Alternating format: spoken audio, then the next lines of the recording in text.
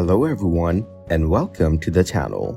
In this video, I will show you exactly how to verify your Roblox account on Discord Bloxlink. First, open Google Chrome on your device and search for Bloxlink HQ in the search bar.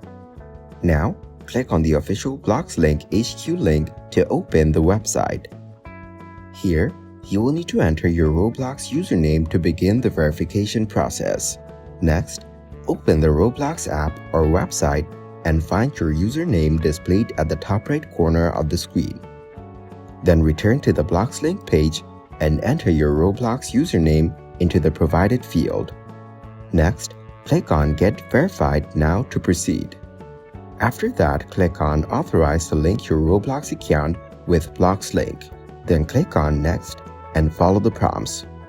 Now, click on Continue and you will see your personal profile details displayed. Finally, click on Confirm to give access and complete the process. You're all set. Your Roblox account is now verified on Discord through Bloxlink. Thank you everyone for watching.